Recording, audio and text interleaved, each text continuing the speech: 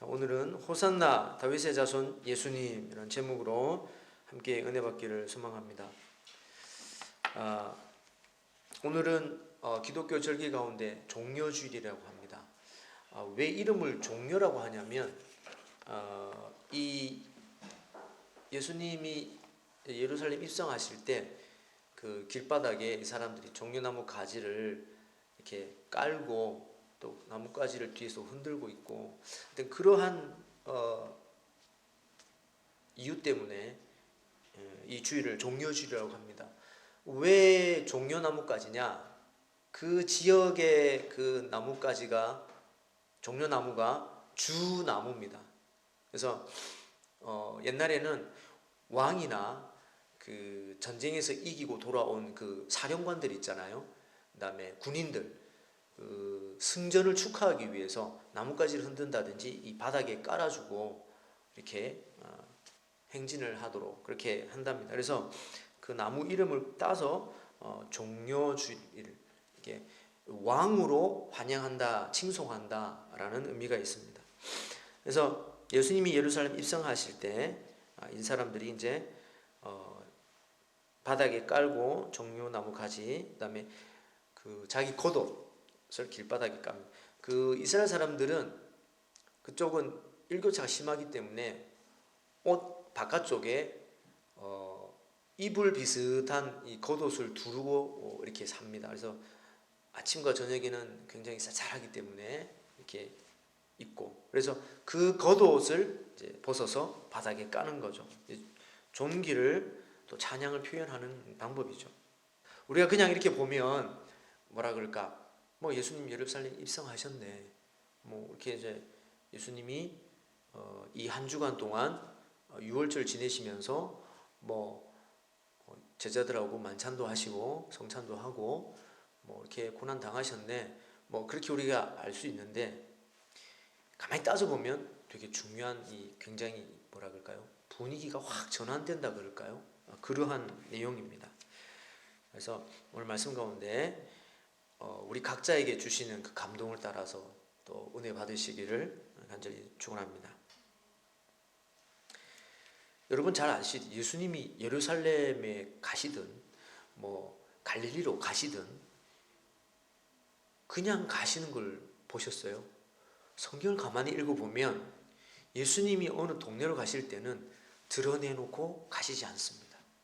몰래 가십니다. 왜 몰래 가실까요? 오늘 본문은 또 왜 예수님이 아예 드러내놓고 입성을 하실까요? 분위기가 완전히 다르죠. 그걸 아셔야 됩니다. 분위기가 완전히 다릅니다. 왜냐하면 두 가지 이유가 있습니다. 예수님이 그동안 공생에 사역하시면서 예수님이 전해주시는 그 복음, 예수님 입으로 직접 전하시고 예수님이 만나셔야 할 영혼들, 또 구원하셔야 할 영혼들, 또 전하시는 그 복음들을 다 전하시기 위해서. 예수님 간혹가다 우리가 사복음서 읽으면 내 때가 아직 이르지 아니었다 말씀하시죠. 그 이유입니다. 또 하나는 예수님의 제자들을 확보하기 위해서. 그렇죠? 예수님이 승천하신 다음에 이 복음을 이어갈 이 제자들을 통해서 이 복음이 전 세계로 확장되기 위해서 그 제자들을 이제 부르시기 위한 기간이었다 말할 수 있습니다.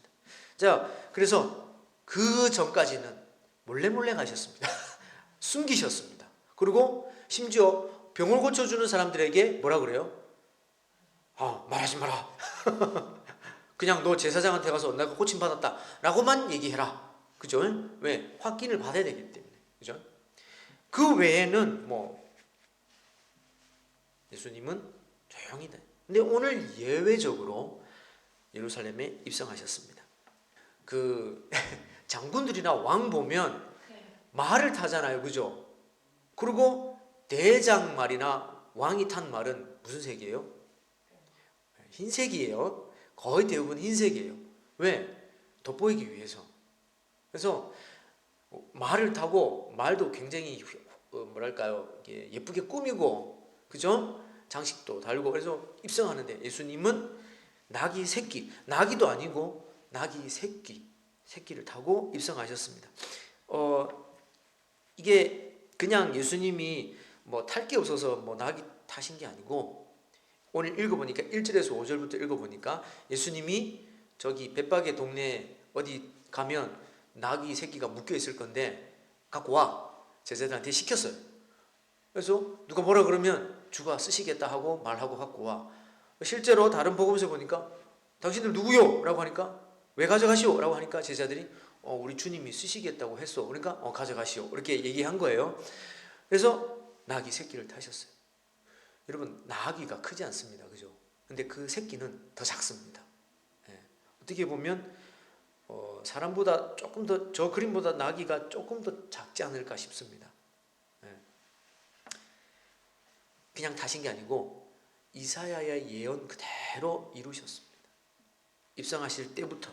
예. 같이 읽어볼까요? 5절 시작. 시온 딸에게 이르기를 내 왕이 내게 임하시나니 그는 겸손하여 나귀 곧 멍에 매는 짐승의 새끼를 탔도다 하라 하였느니라. 예, 새끼 타셨어요. 시온 딸이 누구냐면 예루살렘 백성들을 지칭하는 문학적인 표현이에요. 뭐 특별한 어떤 뭐 시온의 장소와 그게 사는 딸들 뭐 이게 아니고 문학적인 표현입니다. 그래서 예루살렘 사람들아, 백성들아, 주님을 보라, 예수님 봐라. 예언 그대로 짐승의 새끼를 타고 들어오신다. 이런 내용이에요. 자, 사람들이 환영을 하는데 특별한 행동을 합니다. 말씀드렸듯이 자신의 겉옷을 펴고 길바닥에 깔고 종려나무 가지를 베어서 길에 폈습니다. 예수님이 그 위로 밟으시면서 나귀 새끼 타고 들어옵니다. 사람들이 뒤따라오면서 또 앞에서도 외칩니다. 뭐라고요? 오늘 제목처럼 호산나 다윗의 자손 예수님 이래 외칩니다. 당시에 사람들이 환영하고 외치는 이유가 딱 한 가지입니다. 뭐냐면 로마의 식민지에서 해방시켜 달라고. 드디어 우리에게 약속된 메시아가 오셨구나. 드디어 이제 우리는 해방되겠구나 라고 하면서 환영합니다. 여기서 말하는 그 호칭 중에 호산나 또 다윗의 자손 예수님 이 두 가지를 한번 살펴보겠습니다. 호산나라는 말은 우리를 구원해 주소서라는 뜻입니다. 이 사람들이 얘기하는 호산나 구원해 주소서라는 말은 그렇죠? 로마의 압제에서부터 우리를 구원해 주소서 하는 말이죠.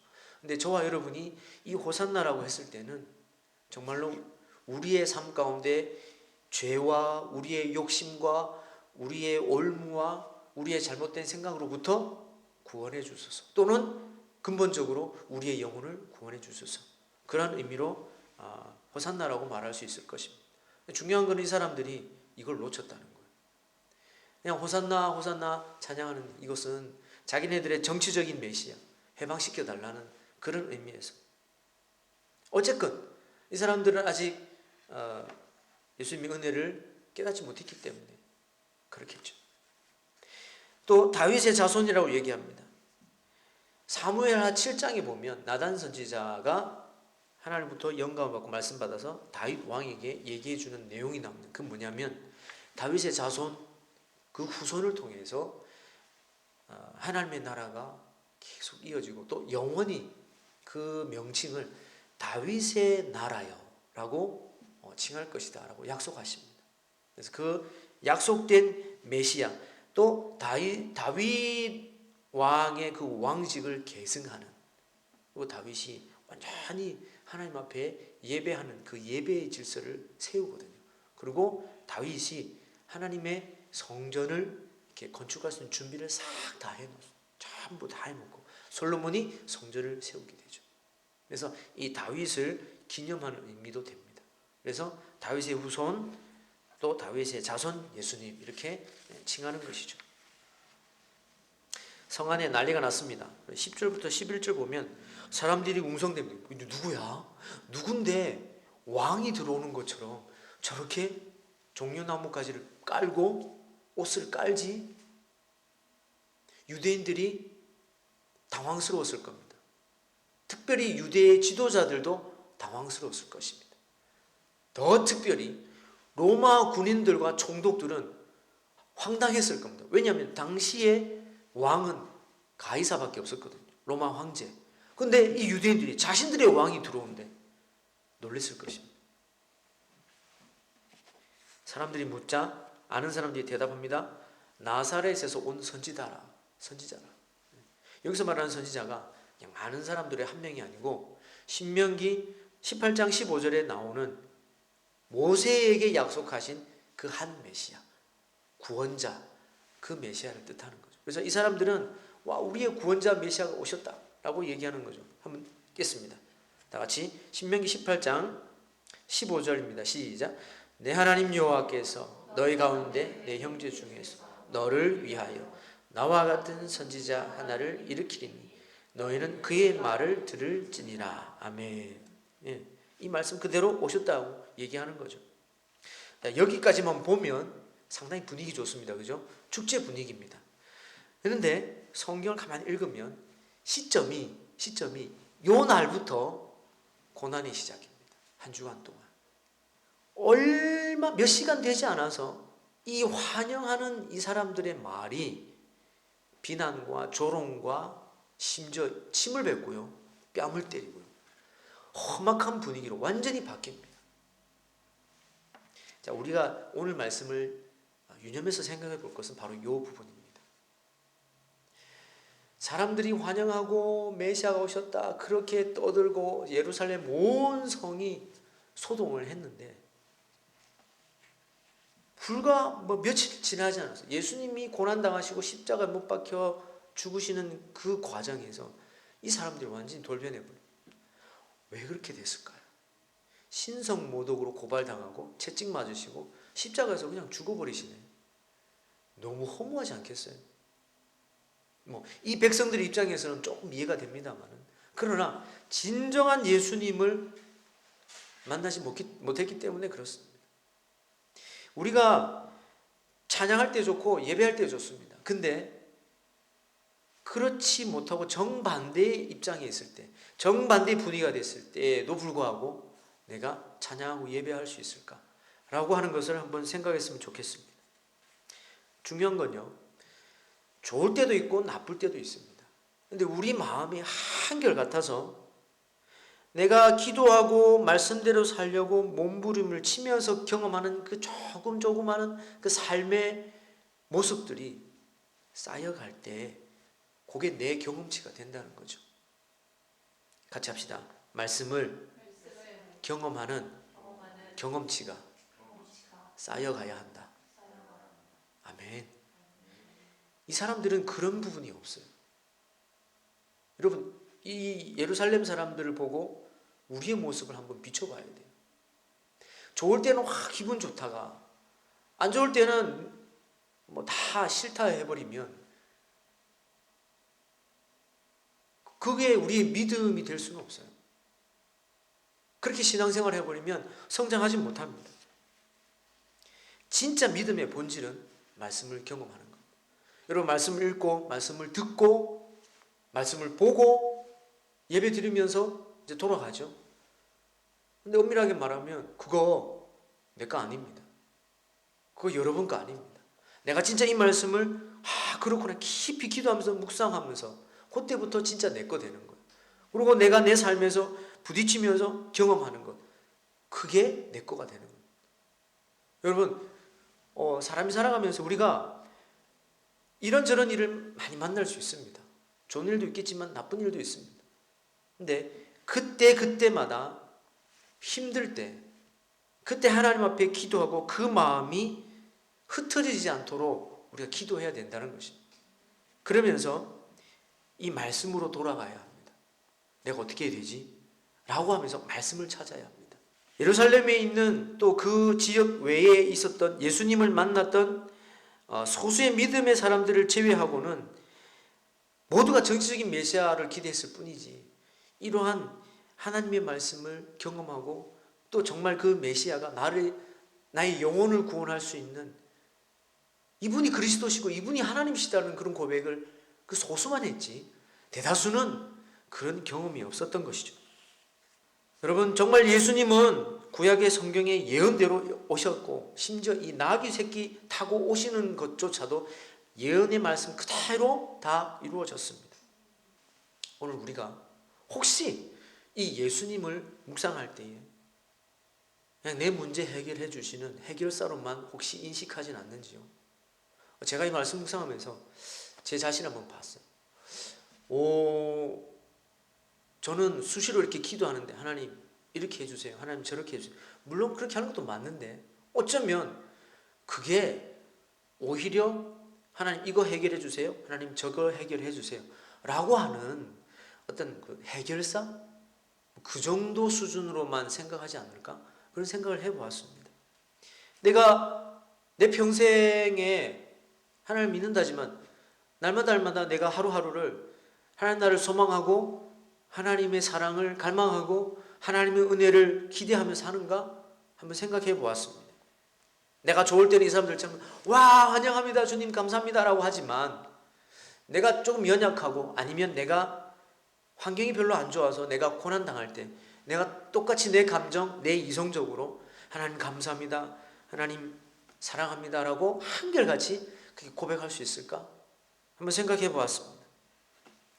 여러분 우리가 예배하거나 우리가 평소 때도 하나님 앞에 기도할 때에 두 가지를 꼭 기억해야 합니다. 제가 늘 강조하는 것 두 가지입니다. 첫 번째, 하나님의 살아계심을 늘 믿어야 합니다. 이거는 우리의 식구들이 아침에 밥 먹고 각자의 직장과 학교로 흩어졌다가 다시 저녁에 만나서 교제하고 밥 먹고 한 집에서 사는 것과 똑같습니다. 물론 하나님 보이지는 않지만 하나님이 살아계신다는 것을 분명히 인격적으로 우리가 느끼고 경험하고 내 안에 또 성령님이 모시고 사는 그런 하나님의 자녀된 것을 우리가 의지하고 살아야 된다는 것입니다. 두 번째는 하나님이 이 말씀 그대로 행하고 계신다는 것을 믿는 것입니다. 과거에도 이 말씀 그대로 행하셨고 지금도 이 말씀 그대로 이루어져 가고 있다는 것을 믿는 것입니다. 우리에게 그것이 필요합니다. 우리가 고난주간을 기념하고 현수막도 갖다 붙여놓고 우리가 기념하고 묵상하는 이유가 뭡니까? 뒤에 한 번 더 언급하겠습니다만은 예수님이 하나님이시고 살아계시다는 것을 기념하는 것입니다. 이 기념하다 복음서에 나와 있고 또 사도 바울이 고백했습니다. 고린도전서 11장에 나와 있습니다. 기념하라 뜻은 그냥 성찬 예식만 그 특별한 그것만 기념하는 게 아니고 예수님의 모든 것을 기념하는 것입니다. 그렇죠. 그렇다면 부활도 기념하는데 그 이전에 고난이 있었잖아요. 그럼 그 고난도 기념하는 것입니다. 예수님의 모든 행적과 모든 말씀들 그리고 예수님 그 자체를 우리가 기념하는 것입니다. 그래서 이 종려주일과 고난주간, 부활주일이 우리에게 의미가 있는 것입니다. 오늘 우리가 당면한 문제가 무엇입니까? 무신론입니다. 제가 앞서 기도했듯이 오늘날 교회를 향하여 손가락질하고 목사들을 향하여 그 비를 자꾸 들춰내고 성도들 사이에 문제되는 것들이 이 법정에 가서 소송하는 것들이 자꾸 뉴스로 나오고 또 정말 영향력 있는 그런 예수님 믿는 분들이 어떤 잘못을 인해서 뉴스에 나오는 그런 장면들이 참 안타깝습니다. 중요한 것은 말씀을 드렸듯이 우리가 예수님을 기념하고 있는 삶인가? 한번 생각해 봐야 됩니다. 그죠? 우리가 예배 때 이렇게 예배 드리는 건 좋습니다. 그런데 우리 홀로 있을 때 우리가 하루하루 살면서 그 예수님의 발자취를 따라서 가는 그 예수님을 기념하는 그런 삶인가? 한번 생각해 봐요. 우리 수준으로 이 말씀을 이해해서는 안 됩니다. 어떻게 보면 맹목적인 믿음을 요구한다 하지만 아니요. 조금 다릅니다. 맹목적인 게 아니라 절대적인 진리이기 때문에 우리가 순종하는 것입니다. 여러분 이 말씀 믿으십니까? 절대적인 불변하는 진리이기 때문에 그렇다고 내가 받아들이고 믿기 때문에 우리가 믿는 것입니다. 예수님은요 언제 고난당하시고 죽으셨을까요? 저는 어릴 때 금요일이라고 배웠습니다. 그래서 금요일을 성금요일, 거룩한 금요일이다 이렇게 얘기를 하죠. 이거는 뭐 캐톨릭에서 천주교에서 얘기하는 것과 비슷합니다. 근데 역사학자들이 이제 과학이 발달하고 AI가 발달하고 그다음에 기술이 발달하고 또 고고학적인 발굴도 있고 해서 그걸 짜맞춰 보니까 맞지 않는 시간대가 너무 많은 거예요. 그래서 성경을 다시 쭉 정리해서 시간별로 구성을 해보니까 예수님이 고난당하시고 죽으신 그날은 수요일이었어요. 예수님 며칠 만에 부활하셨죠? 3일이죠. 네. 3일을 계산하면 금요일 오후에 죽으셨다. 그러면 금요일 오후부터 칩시다. 그럼 토요일 오후가 하루가 되겠죠. 그죠? 그럼 주일 오후가 이틀 되겠죠. 3일 아니네요. 안식 후 첫날 부활하고 안 계셨잖아요. 그죠? 그러니까 계산이 안 맞는 거예요. 이거 웬일이지? 라고 해서 유대인의 명절과 유월절을 짜맞춰 보니까 이 유월절 한 주간 종려주일 예루살렘 입성 이날부터 한 주간은 무교절이에요. 이게 큰 명절입니다. 유대인들의 큰 명절. 유대인들의 큰 명절이 한 주간이고 그 다음에 일반적인 안식일이 토요일이구나. 유대인들한테는. 그래서 안식 후 첫날 부활했다 이렇게 기록되어 있잖아요. 그러니까 우리는 예수님 부활한 안식 후 첫날 주일을 기념해서 주일날 예배 드리는 거예요. 태양력으로 뭐 로마의 뭐 어떤 그런 태양력 따라 예배 주일날 예배 드리는 게 아니고 또 한 가지는 다 쉬고 일요일은 그죠? 다 쉬고 휴일이니까 전 세계적인 공휴일이니까 이날 다 모일 수 있으니까 이렇게 예배 드리는 거죠. 어쨌든 예수님이 고난당하시고 죽으신 날은 수요일입니다. 그래서 왜 수요일이 유월절이고 고난당하셨지? 라고 따져보니까 출애굽 이전에 유월절을 지켰는데 그 어린 양의 피를 문설주에 발라서 애굽의 10가지 재앙 때 장자의 재앙, 마지막 재앙, 장자의 재앙 때 애굽 사람들의 장자들, 가축의 첫난 새끼들 다 죽고 이스라엘 백성들의 장자만 살았어요. 아무 일 없었어요. 그래서 패스오버, 넘어갔다라는 의미에서 유월절이라고 지킵니다. 그 어린 양이 바로 예수님을 상징한다라고 해서 우리의 죄를 넘어갔다. 패스오버. 그래서 우리가 예수님의 보혈로 구원받았다라는 의미에서 우리가 유월절을 이해하는 것입니다. 똑같이 예수님이 그 어린 양 잡는 그 날 똑같은 수요일 날 죽으셨다는 겁니다. 정확하게. 그래서 우리가 바로 알아야 될 것은 수요일 날이 성수요일입니다. 네. 그래서 수요일을 우리가 예배하는 것 어쩌면 맞습니다. 저 어릴 때 수요일 날 왜 예배 드리지? 몰랐습니다. 근데 수요일 날 저녁에 예배하는 것이 맞습니다. 왜요? 아까 말했듯이 예수님을 기념하기 위해서. 네. 그렇습니다. 자, 말씀드렸듯이 나를 기념하라는 것은 이런 성찬 예식과 고난과 부활을 모두 포함합니다.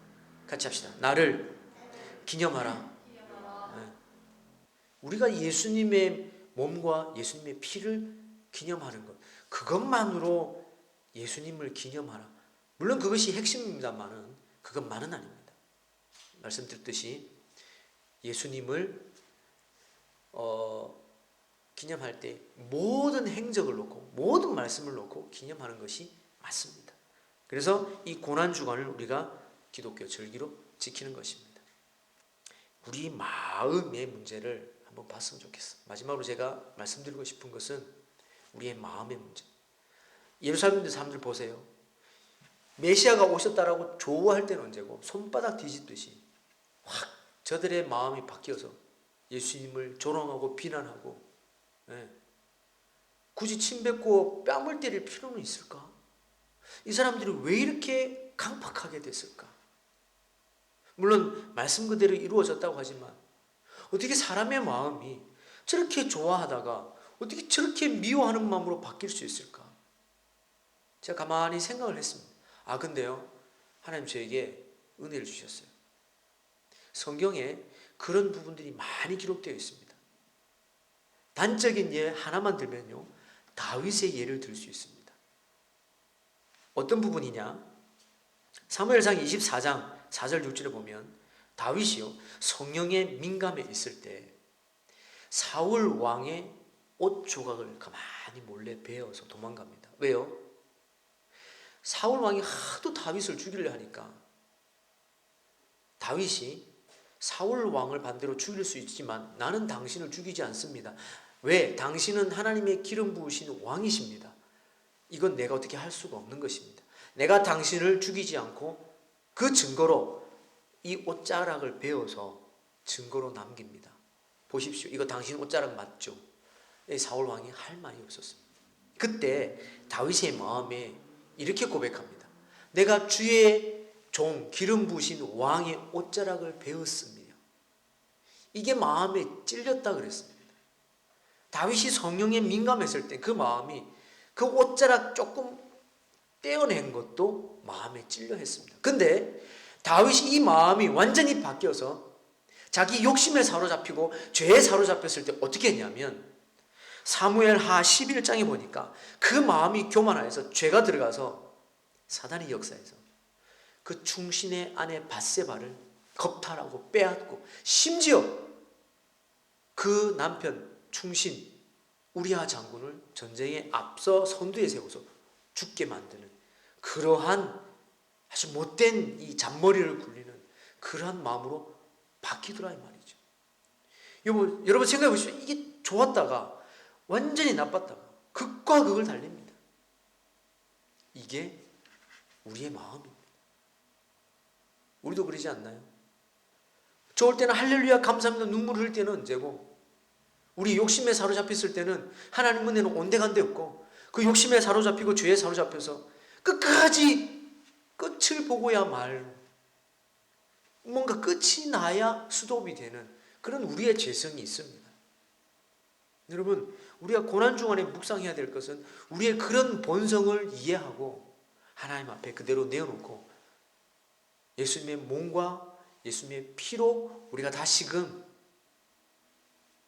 주님 닮아서 주님 앞에 나아가기를 소망합니다 라고 우리의 몸과 마음을 드리는 한 주간, 그래서 예수님을 묵상하는 것입니다. 동일한 사람, 나 한 사람은 동일한 한 사람인데 마음은 여러 수십 갈래로 나누어집니다. 여러분 이러한 복잡한 우리의 생각을 다 잡을 때는 가장 중요한 방법은 그 순간 현장에서 기도하는 것입니다. 자, 우리의 가슴에 손을 얹고 한번 기도해 봅시다. 저 따라서 사랑의 예수님, 제 생각과 제 행동을 붙잡아 주십시오. 제 결심이 흔들리지 않게 도와주십시오. 예수님의 이름으로 기도합니다. 아멘. 하나님 우리 마음 받으신다 그랬죠. 그러니까 우리가 이 마음으로 기도하고요, 우리의 행동을 절제할 수 있어야 됩니다. 그때는 너무 그 순간 너무 힘듭니다. 근데 이게 한 번 넘어가면요, 그 다음부터는 쉽습니다. 제가 그랬거든요. 제 마음대로 하고 싶고 아싸 뭐 나한테 좋은 게 주어졌다고 그걸 누리려고 할 때요, 와, 하나님 생각 안 해요. 말씀 없어요. 그 순간에. 여러분 오늘 말씀을 읽으시면서 이 예루살렘의 사람들의 모습을 보십시오. 이게 우리의 모습입니다. 그러므로 우리가 오늘 또다시 한번 결심하고 다짐해야 될 것은 예수님은 그리스도시고 예수님은 하나님이시고 예수님은 나의 주인이시며 예수님은 우리의 영원하신 왕 되심을 고백하는 것입니다. 그래서 예수님의 몸과 피, 예수님의 고난과 부활, 모든 것을 기념하는 의미에서 나를 기념하라 라고 우리가 한 번 더 고백할 수 있는 것입니다. 그리고 오늘 이 예루살렘의 백성들이 외쳤던 것처럼 호산나 다윗의 자손 예수님, 이것 우리 또한 고백해야 합니다. 같이 합시다. 호산나, 호산나. 큰 소리로 합시다. 호산나, 호산나. 다윗의 자손, 예수님. 네, 이 찬양을 우리가 고백할 수 있는 것입니다. 그걸 고백해야 합니다.